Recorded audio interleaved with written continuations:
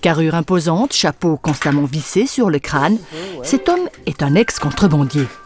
Au beau milieu de couvets, des effluves d'anis et d'herbes mélangées vous guident irrésistiblement à la distillerie de Claude-Alain Bugnon.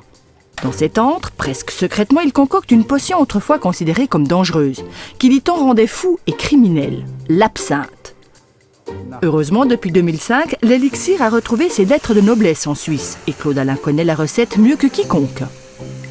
L'absinthe, c'est un mélange de plaude, c'est pas seulement une plaude. Et ce mélange-là va être mis avec de l'alcool et de l'eau pour être redistillé. C'est difficile à faire de l'absinthe? Absolument pas, puisque finalement tout le monde a fait de l'absinthe à une certaine époque pour de la clandestinité, donc c'est pas très compliqué à produire de l'absinthe. C'est beaucoup plus compliqué à faire toujours la même absinthe. Ça demande d'être rigoureux dans tout le processus, rigoureux dans la fabrication des recettes, où on pèse toute notre plaude, rigoureux dans le procédé de production, donc dans la durée de distillation, sur la fin de distillation aussi. Et tout ceci fait que l'on maintient notre produit dans une fourchette de qualité qui est standard de ce qu'on veut. Explique-nous ce début-là, comment tu es arrivé à faire de l'absinthe. J'ai commencé en 2000 à faire de l'absinthe, j'avais appris avec un ami, un ancien collègue de travail, et on faisait des petites quantités par jeu, pour s'amuser. Ensuite, on en vend un petit peu à ses amis, on en boit beaucoup aussi, puis ensuite on fait grandir l'installation, on en vend un peu plus. Et c'était un apprentissage qui s'est fait en même temps que je travaillais. J'ai travaillé près de 20 ans, pas tout à fait 20 ans, dans l'industrie pétrolière, donc dans les 2 raffineries de Suisse, à Cressier très longtemps, 17 ans, et une année sur Tamoil au Valais. J'avais un job magnifique, je m'occupais de tout ce qui était le process control au niveau opérationnel, donc c'était beaucoup informatisé. Et quelque part, on arrive à un stade vers 40 ans où on se dit, voilà, il me reste 20, 25 ans peut-être à faire dans cette boîte, dans ce truc, ou peut-être il est temps de me lancer à faire autre chose. Et une hiérarchie qui me plaisait moins, des plus jeunes, qui ont des autres idées, et qui trouvent qu'on ne fait pas ce qu'il faut, etc.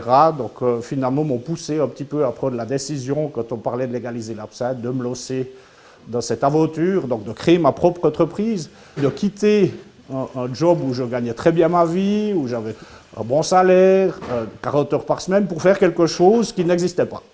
C'était relativement courageux d'ailleurs, puisque j'étais marié, enfin je suis toujours marié, mais j'avais 3 enfants au bas âge, une maison, 2 petits chiens, ça faisait beaucoup à assumer. Mais je n'ai jamais eu l'once de regret d'avoir osé cette aventure, car maintenant, 10 ans plus tard, un peu plus de 10 ans, c'est une vraie passion, ça reste un vrai bonheur de faire ce métier-là. J'étais allé trouver la Régie fédérale des alcools à l'époque, en 2004. Le directeur de la Régie fédérale de l'époque, M. Lucien Erard, qui était un Neuchâtelois, qui avait été mis là comme directeur, était très attentif à permettre cette légalisation de l'absinthe. Donc lui a poussé à cette possibilité d'offrir des concessions temporaires aux distillateurs clandestins qui s'annonçaient. La condition était qu'il fallait toujours avoir acheté de l'alcool officiel. Quand je suis parti de son bureau, il m'a dit « Monsieur Bugnon, vous savez, j'ai rarement eu des clandestins qui sont venus me trouver dans mon bureau à Berne. » Donc c'était très amusant, ça m'a valu que 2 jours après, j'avais 2 inspecteurs de la Régie fédérale qui arrivaient chez moi pour me bloquer mes installations.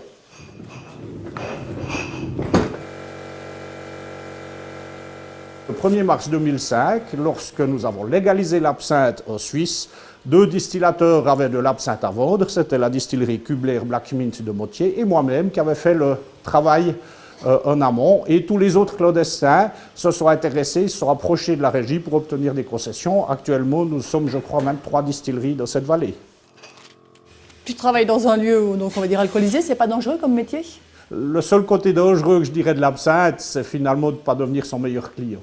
Hein, on a un peu tendance, malgré tout, mon médecin me le dit régulièrement, vous devez goûter. Je dis oui, hélas, je dois goûter. Mais c'est vrai que quelque part, il faut toujours être un peu prudent. On travaille avec l'alcool, c'est un produit quand on apprécie ce qu'on fait, on a tendance à en boire un peu et il faut savoir un petit peu de temps à autre freiner. Donc si tu étais venu le lundi, on n'aurait rien bu, on est mardi, on pourra boire un petit peu puisque le lundi est un jour off, c'est le jour du repos pour le foie. Quand on décide de lancer un projet, tout devient intéressant. Il faut trouver des bouteilles, il ne faut pas seulement avoir une recette, il faut trouver des alambics, il faut mettre en place la structure, il faut être prêt, il faut avoir des étiquettes. Et c'était très intéressant de pouvoir mettre en place cette petite distillerie. Au début, c'était chez moi à la cave, hein, donc on descendait tout dans la cave, on remontait tout. On avait des cartons plein la maison. Les premières semaines étaient complètement folles. Le côté assez amusant de la chose, c'est qu'étant clandestin qui s'officialisait, j'ai immédiatement eu énormément de presse internationale, New York Times, NHK, donc TV japonaise, qui sont venus me rendre visite avant la légalisation pour voir un distillateur d'absinthe qui allait se légaliser. Alors que mon collègue Kubler, qui lui était dans le processus depuis le début, il faisait déjà un extrait d'absinthe, donc finalement, n'intéressait pas les médias pour cette partie clandestinité, légalisation. Et ça, c'était assez curieux parce qu'on a eu un défilé, je me rappelle le mois de février 2005, c'était juste fou.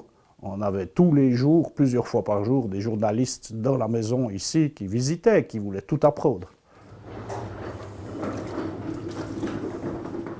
Claude Alain, tu as un habit, une blouse sur toi que tu ne quittes jamais. C'est un peu ton objet fétiche. C'est un peu symbolique, on dira. C'est aussi une blouse qui était portée par des gens quelquefois un peu particuliers.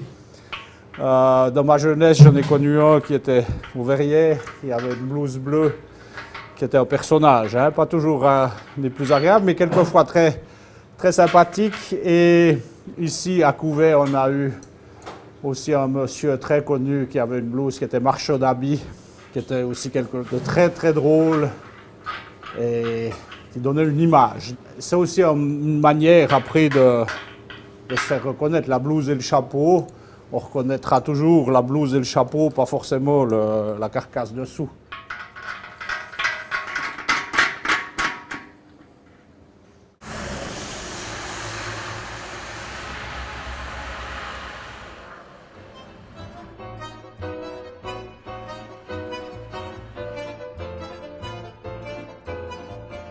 C'est l'heure de l'apéro. Là, je vais vous servir, donc on a 3 absinthes à déguster.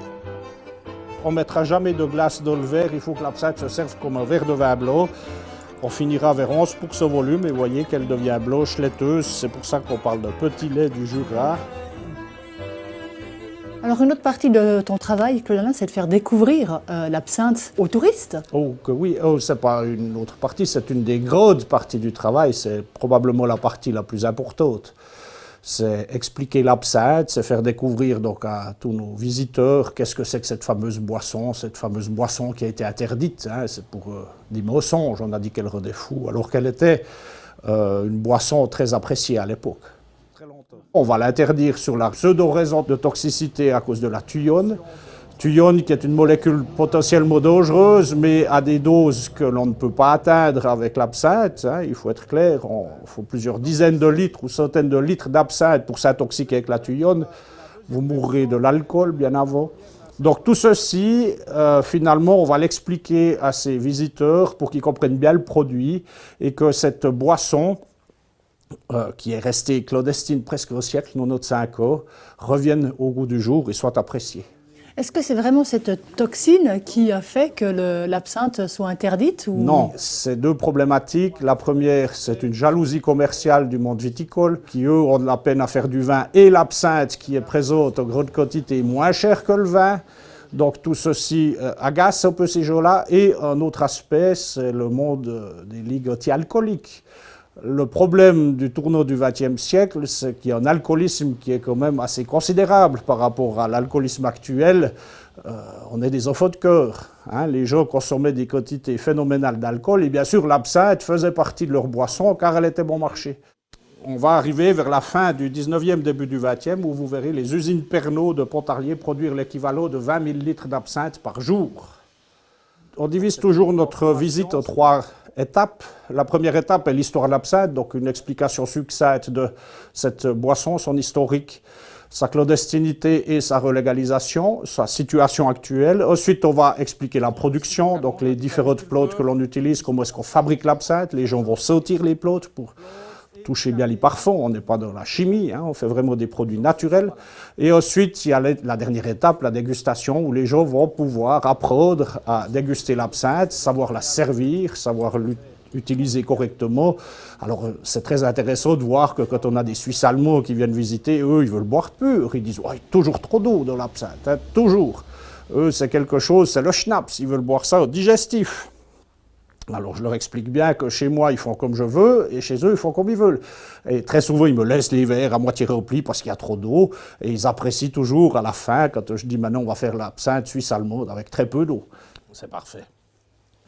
On estime d'avoir gagné notre challenge sur l'absinthe quand les gens reviennent.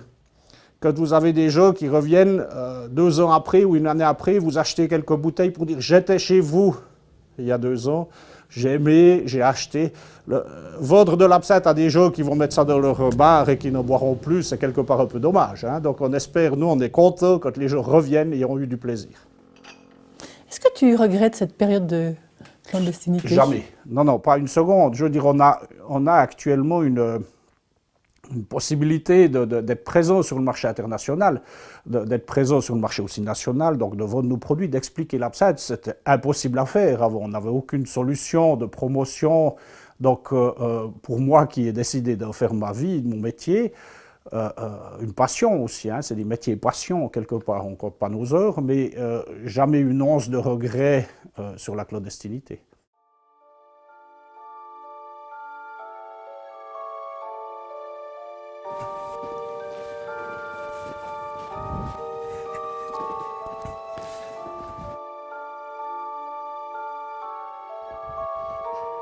Il y a des traces de pas.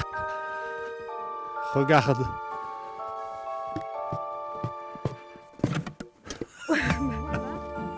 Cette région-là est très spéciale puisqu'on trouve dans certains endroits des petites cachettes avec des petites sources où on peut se servir d'une petite absinthe. Donc ici, on se trouve dans un lieu dont on taira le nom afin que les gens découvrent d'eux-mêmes, mais qui est situé entre le mont de Travers et les ponts de Martel. Et on appellera ça la forêt des fées. Tout le monde peut se servir à cette petite fontaine? Ah oui, oui, oui, c'est un self-service totalement illégal. Et si ça, c'est pas le paradis. Alors tu es venu ici avec ton épouse dans ce coin, vous marchez, c'est quelque chose que vous faites habituellement? Alors c'est quelque chose qu'on essaye de faire, qu'on aime beaucoup pratiquer. J'aime bien regarder la nature, ça permet un petit peu de se ressourcer, donc on essaye dans la mesure du possible de marcher. Alors c'est vrai, c'est étonnant pas beaucoup parce que le climat ne s'y prêtait guère, mais on a promis qu'on se relancerait cette année. Tu travailles alors toute la journée avec Claude Alain. C'est facile de travailler avec son époux? Oui, bon, parce qu'en fait, on n'est pas vraiment l'un sur l'autre. En fait, chacun a ses occupations.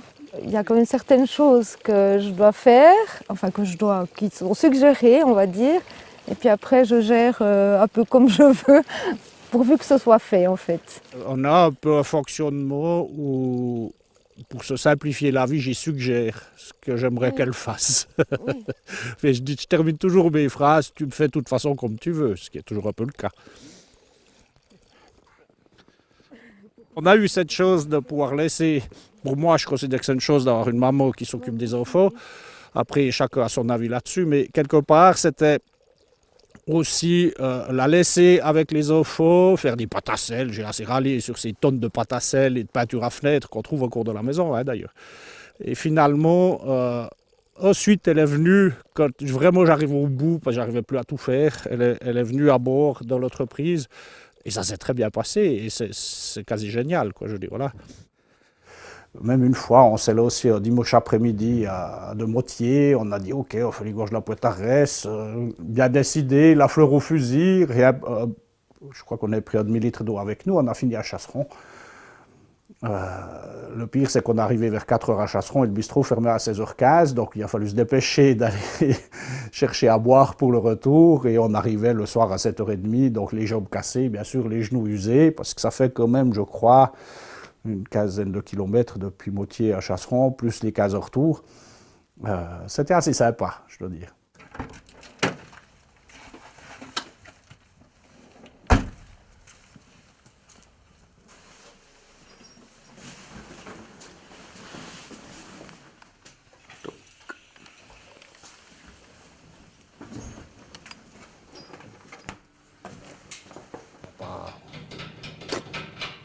Ça, c'est ma seule activité, finalement, autre que le travail. Finalement, je participe, je joue de la fanfare dans une petite fanfare villageoise aux Verrières. Ça s'appelle l'Écho de la Frontière. Donc, les Verrières, c'est le dernier village avant la Frosse. Et ça fait pas mal d'années maintenant que je joue de cet instrument avec cette fanfare, parce que je suis natif des Verrières.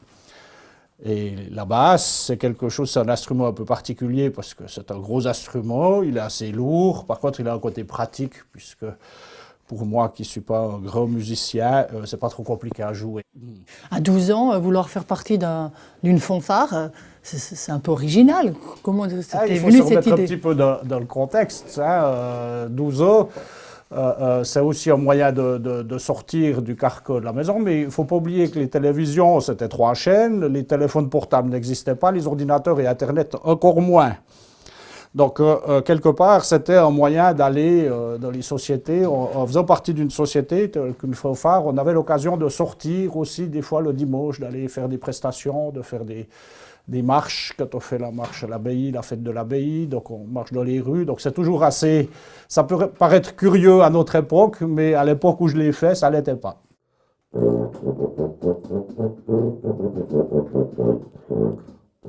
C'est une école de la vie, la fanfare. On apprend à être avec d'autres gens, sous la direction d'un directeur, qui est le chef d'orchestre, qui va nous diriger, où chacun va devoir écouter l'autre et jouer la partition qu'il a à jouer pour faire quelque chose qui sonne bien.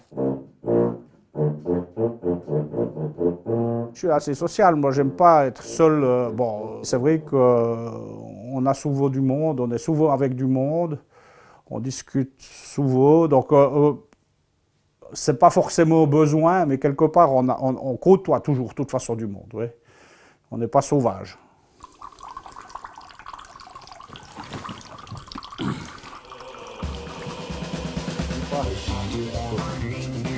Pas aujourd'hui, vous êtes mis à l'écart. Bienvenue. Courage, bienvenue à nous.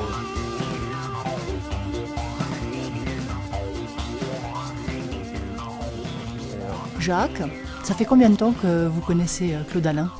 C'est ce qu'on venait de dire, je pense, une dizaine d'années, parce que c'était l'époque, la grande époque où moi j'étais en tant que conseiller communal à Couvet, et Claude Alain commençait à distiller, et puis il était un petit peu fâché avec la commune. Disons que j'étais en bisbille avec les autorités communales parce qu'ils nous avaient augmenté les impôts et que le même soir, ils déposaient tout l'argent de l'augmentation des impôts en achat.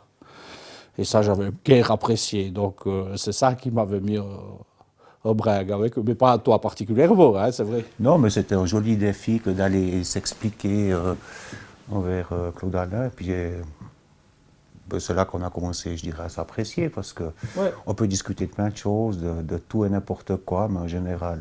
De n'importe quoi. De tout, je dirais. C'est quel genre de personnage? C'est quelqu'un qui est... qui a une certaine culture, qui a de nombreuses connaissances, qui a des bonnes expériences aussi. C'est quelqu'un qui se fâche jamais. Enfin, je ne l'ai jamais vu se fâcher, en tout cas pas avec moi. Il a des coups de gueule, mais qui sont sympas. Quand il a quelque chose à dire, il le dit. C'est quelqu'un, je pense, de fondamentalement correct, et ce que j'apprécie particulièrement aussi. On est 2 enfants des Verrières et nos parents étaient amis. Alors, Claude Alain est un peu plus jeune que moi, mais à l'adolescence, on a fait les 400 coups ensemble. Même bien après l'adolescence, on a même traversé l'Atlantique pour faire des conneries. Par contre, il était beaucoup plus assidu à l'école que moi. C'est un homme de conviction, puis je pense que Claude Alain ne peut que réussir quand il entreprend quelque chose. Il est très convaincant. Moi, je suis arrivé ici avec des idées qui n'étaient pas forcément les siennes, et je suis reparti où j'avais les mêmes idées que lui. Ces gens-là, c'est des enfants de cœur. Je suis quelqu'un de curieux et contemplatif. La première chose que je fais le matin, c'est regarder, il y a un site, c'est débile, un peu débile, qui montre le soleil, c'est un truc où on voit les explosions, éruptions, taches solaires et autres. Alors c'est là qu'on va voir si on prend une baffe ou pas dans la journée, peut-être, ou je sais pas. Je regarde ça au premier, parce que c'est loin, puis c'est notre astre, c'est lui qui nous donne la chaleur. Ensuite, je regarde un site météo pour savoir s'il fera beau, puis ensuite, je regarde une webcam voir le temps qu'il fait, s'il neige et tout. Donc ça, c'est un peu curieux, mais finalement, j'aime bien regarder un petit peu comment ça fonctionne, où on en est, si la Terre tourne, quoi. À peine arrivé chez toi, un subtil et entêtant parfum nous plonge directement au cœur du sujet. Claude Alain, il ne m'a pas fallu longtemps pour comprendre que tu vis, tu bois, tu respires et tu penses absinthe. Tu es quelqu'un d'entier et direct. En résumé, tu ressembles à ton élixir, un caractère fort en bouche et qui ne laisse personne indifférent. On aime ou on n'aime pas. Avis de passage, mercredi prochain, c'est déco. André Ortlieb est décoratrice. Cette femme au look original et au caractère bien trempé vous transforme un lieu quelconque en un endroit très stylé. Décoratrice fétiche d'un luxueux hôtel de Neuchâtel, elle sait s'adapter à tous les désirs de sa clientèle. C'est la diversité qui fait l'intérêt de notre métier. C'est pas qu'est-ce qu'on va gagner, qu'est-ce qu'on va laisser comme extraordinaire mandat derrière nous. C'est plus la reconnaissance d'un travail et un échange avec quelqu'un. Je pense que c'est le grand intérêt. Grande passionnée du continent africain, elle ramène toutes sortes d'objets à chacun de ses voyages. Autre grande passion, qui a son poids, plus d'une centaine de kilos, ses petits amours de chiens. Mercredi prochain, avis de passage, ça en impose.